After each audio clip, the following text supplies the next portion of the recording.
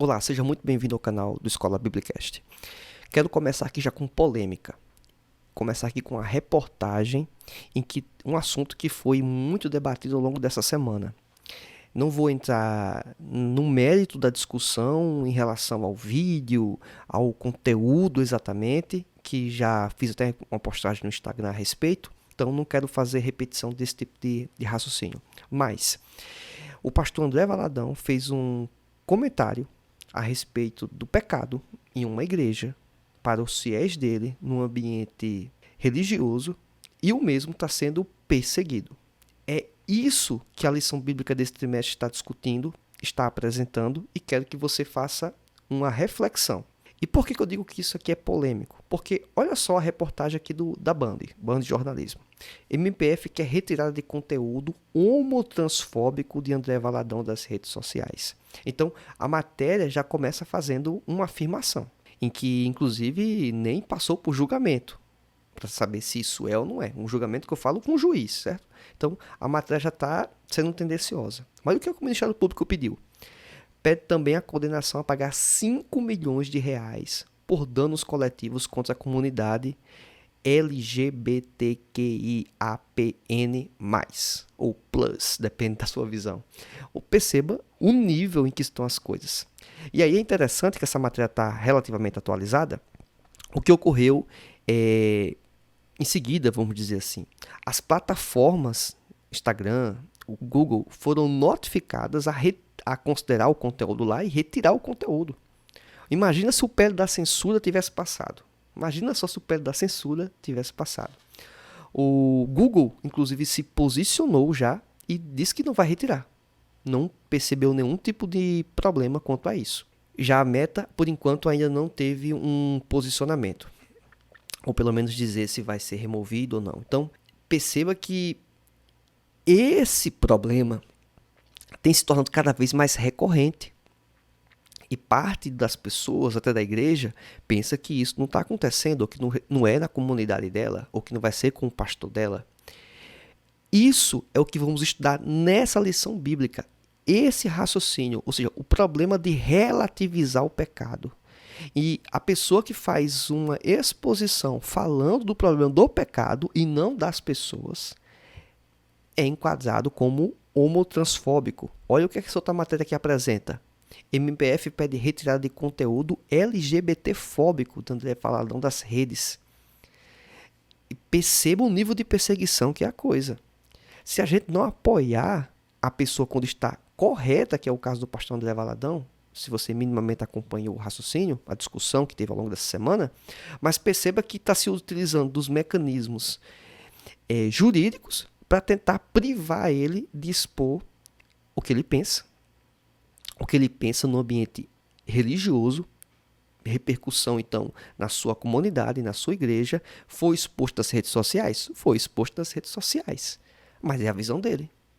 Ele vai ser condenado por isso? Ele deveria ser condenado por isso? Então, é esse o ponto que devemos estudar e refletir a respeito de como a igreja poderia e deve se posicionar quanto a essas questões. Ao conversar com o pastor Douglas Batista, comentarista da lição bíblica desse trimestre, ele mencionou também o caso que a irmã dele, Ana Paula Valadão, também está passando por processos envolvendo esse ambiente, esse tipo de discussão. Será que não é o caso das igrejas se posicionarem, emitirem notas oficiais, como ele mesmo sugeriu em sua gravação, em sua conversa comigo? Então perceba que esse é um ponto muito emblemático de inflexão que a sociedade está passando, que a igreja deve pensar, que a igreja deve se posicionar. Esse é mais um dos motivos para você estar muito atento aos conteúdos e às reflexões que vamos fazer ao longo desta aula e das próximas nesse trimestre.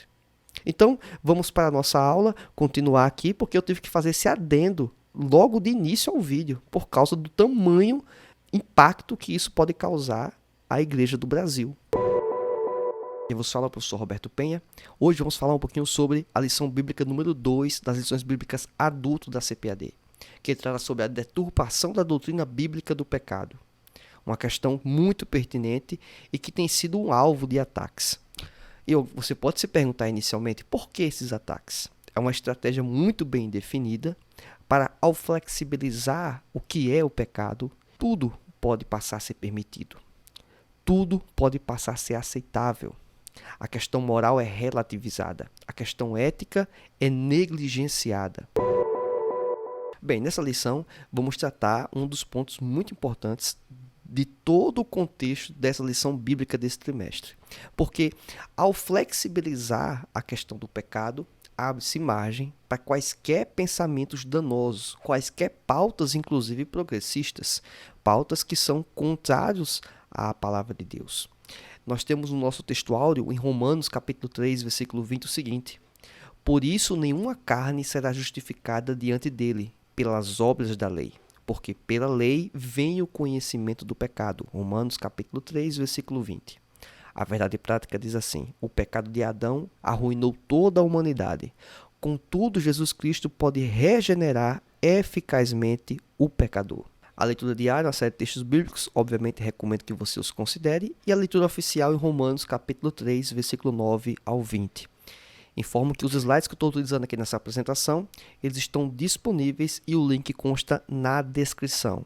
Caso você esteja acompanhando em uma televisão, você tem um QR Code em que você pode fazer o escaneamento e acessar todo o material desta aula e também, inclusive, materiais anteriores.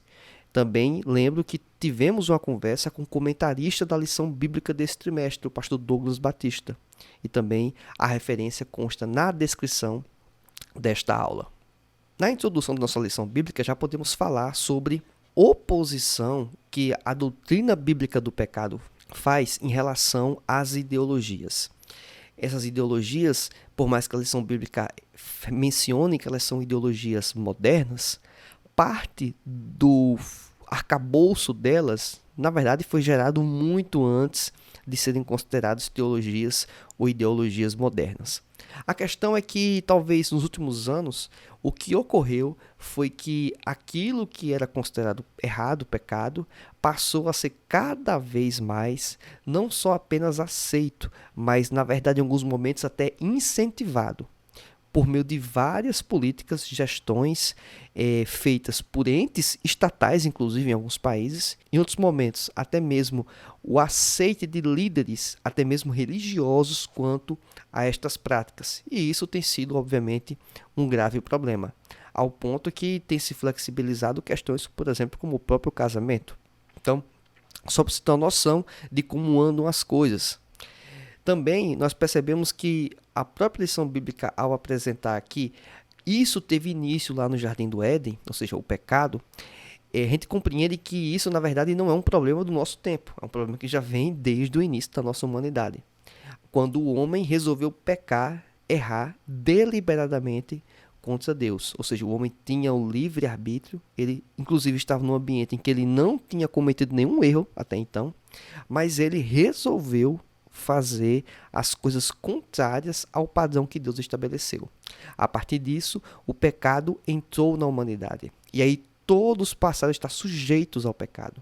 E isso é uma informação muito importante, porque alguns erroneamente entendem que o pecado apenas se aplica a alguns grupos ou algumas pessoas. Na verdade, o pecado está sobre toda a humanidade. A questão é, alguns praticam deliberadamente e não tem nenhum tipo de culpa, ressentimento, na verdade acham que está tudo bem. Uma outra parte compreende a natureza que nós somos, pecadores, mas que ao entender isso, procura a regeneração, a transformação.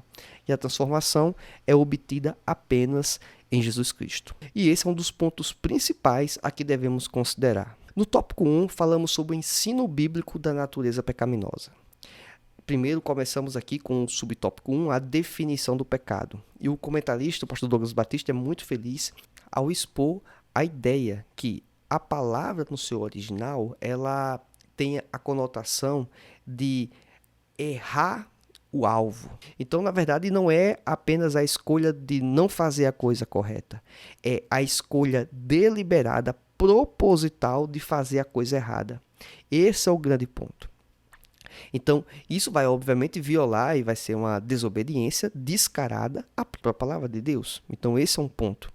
E só tem um mecanismo, uma forma da pessoa se retratar, resolver essa situação. e é pela reconciliação com o próprio Deus, através da pessoa de Jesus Cristo. O único caminho, inclusive. No subitem 2, falamos sobre a universalidade do pecado, em que deixa bem claro que o ser humano foi criado com um estado em que ele tinha livre-arbítrio, não tinha pecado, era inocente e perfeito. Ou seja, inúmeras características da perfeição da criação divina. Contudo, o homem, infelizmente, faz a escolha de pecar, de errar, e a partir disso, ele tem um sério problema, em que ele não apenas errou perante a Deus, mas ele trouxe para ele a questão da mortalidade, a questão em que a vida vai ter finitude em relação aos problemas oriundos do pecado para a vida do homem. E a partir disso também o homem, não só Adão e não só Eva, passam por todo o processo de sofrerem a questão do pecado.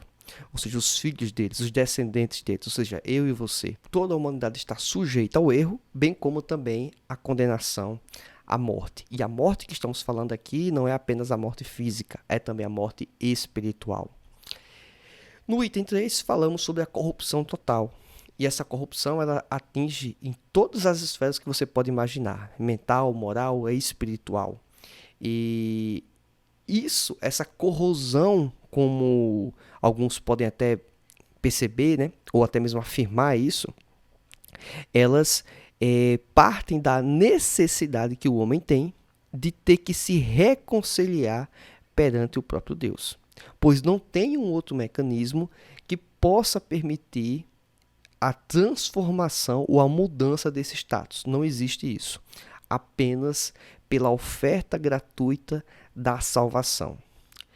No item 2, o tópico 2, onde falamos sobre as teologias modernas, temos primeiro a teologia do pecado social. Essa teologia, ela basicamente parte da ideia que os pecados eles são resultados de uma espécie de opressão em que as pessoas sofrem. E essa opressão basicamente está vinculada à questão financeira, onde os pobres eles pecam porque eles estão vulneráveis socialmente. E um raciocínio bem interessante sobre o problema dessa teologia, ou desse pensamento, é que parte da ideia que as pessoas que vão cometer equívocos, falhas, elas estão sofrendo isso por causa de serem pobres ou serem oprimidas, não é o que percebemos de forma pragmática, onde pessoas que não são pobres, que inclusive são os opressores, eles não precisam fazer alguns, vamos dizer, delitos para poder obter renda, porque eles não são ricos, então eles não precisariam fazer isso. Mas eles fazem. Mostra a deficiência ou o problema do pecado, uma questão moral, que não está vinculada à renda. Porque poderia se presumir que as pessoas em alto nível de vulnerabilidade, elas poderiam cometer alguns crimes, eventualmente, para poder ter renda, para poder ter o que comer, por exemplo. Mas a gente percebe pessoas que estão nessa situação de vulnerabilidade, mas não recorrem a ilícitos, a pecados, para poder resolver sua situação. Eles sofrem e permanecem, de certa forma, com a conduta digna. Então perceba que a questão do pecado, ela abraça a todos os aspectos. Pessoas ricas, pessoas pobres, os oprimidos, os opressores, todos estão sujeitos ao pecado. Lógico, quando eu falei que a pessoa lá mais pobre eventualmente não pecou, não quer dizer que ela não peque em nada, só quer dizer que ela não pecou nesse aspecto. Também não quer dizer que aquela pessoa que está em melhores condições e que pecou nessa circunstância de eventualmente se corromper, não quer dizer que não vá ter a chance de não se corromper. Lógico, pode não se corromper em um item, ou em 2 ou 3, mas se corrompe em outros.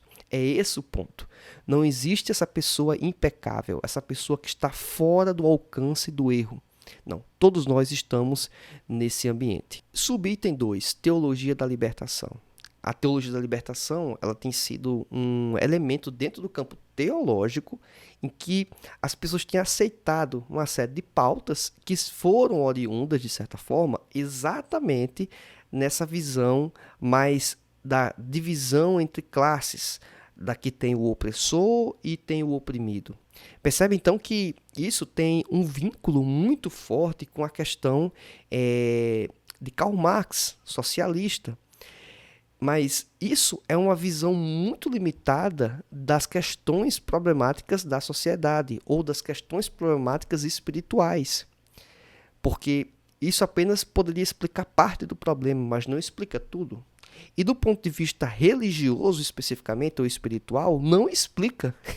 Esse é o ponto.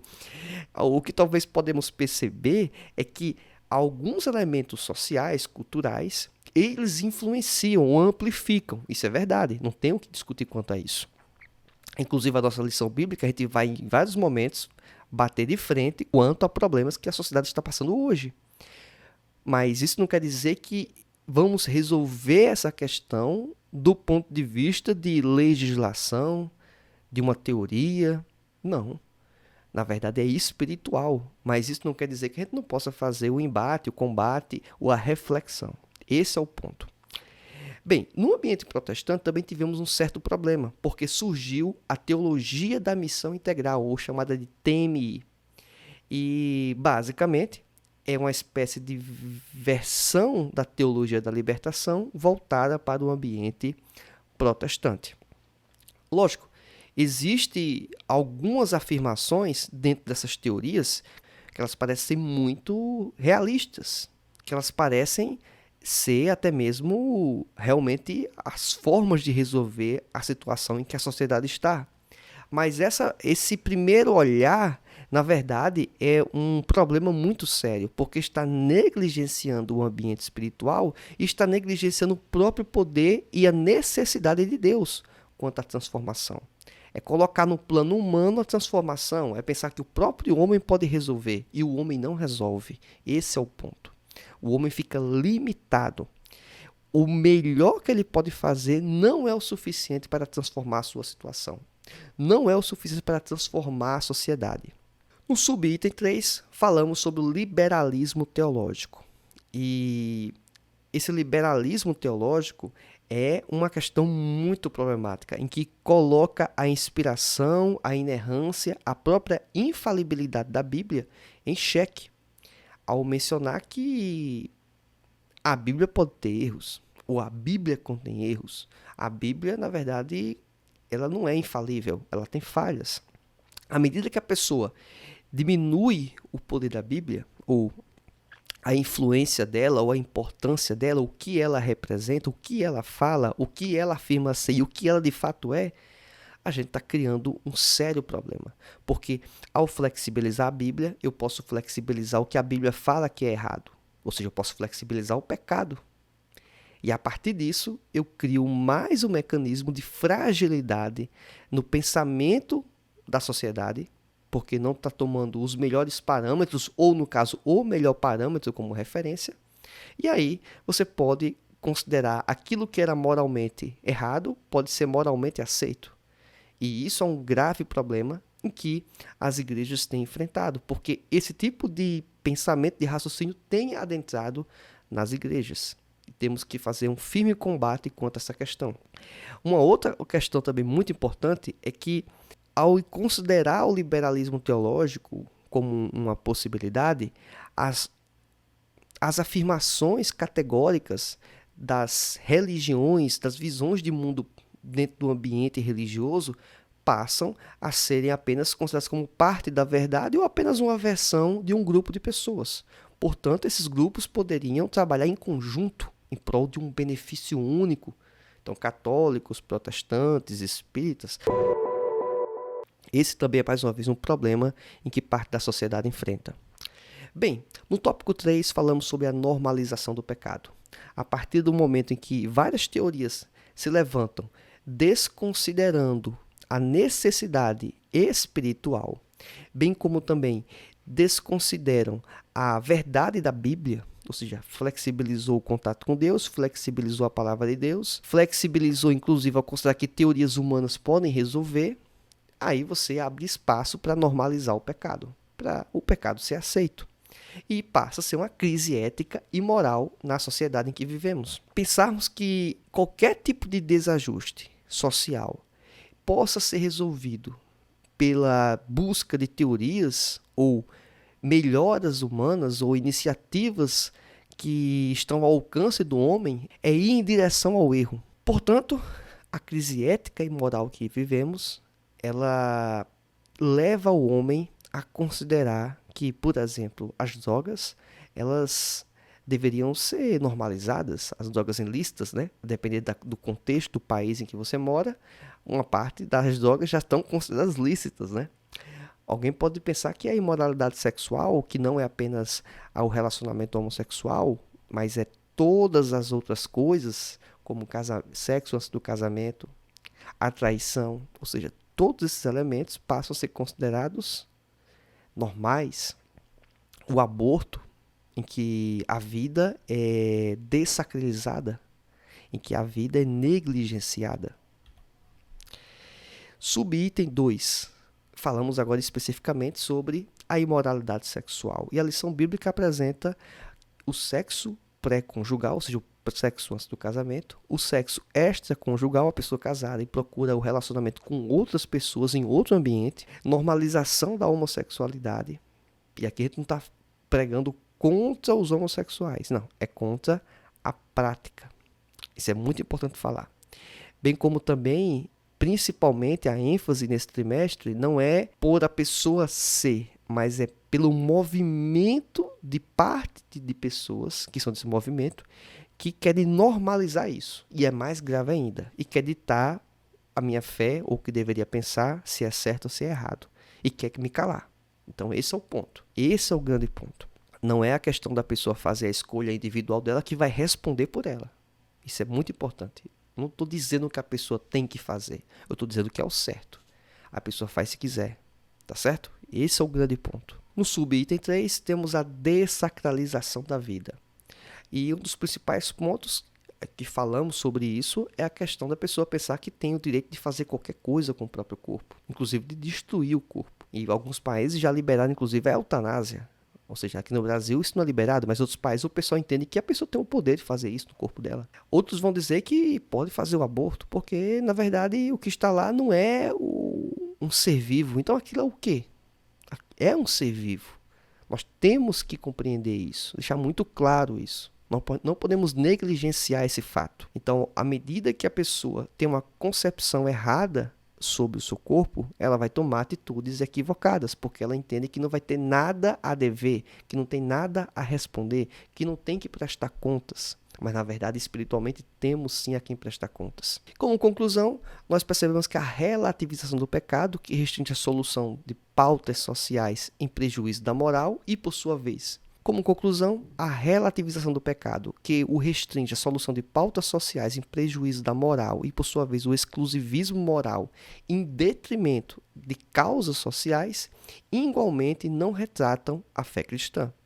Apesar da igreja ser apolítica e nem insensível às desigualdades, é muito importante mencionar isso, inclusive, o mal primário a ser combatido é o pecado inerente à natureza humana. Uma vez regenerado pela fé em Cristo, o crente repudia as injustiças contra o seu próximo, conforme Romanos capítulo 1, versículo 18 e 1 Coríntios capítulo 13, versículo 6. A igreja atuante é aquela que ainda milita na terra contra a carne, o mundo, o diabo, o pecado e a morte. Efésios capítulo 6, versículo 12. Espero que esse conteúdo tenha sido útil para você e convido você para se inscrever no canal do Escola Biblicast, acompanhar a gente nas redes sociais e os links pertinentes a todo esse conteúdo, bem como também tu baixar esse slide, consta na descrição. Aguardo você na nossa próxima aula. Que Deus te abençoe, fique na paz do Senhor. Tchau, tchau e até mais.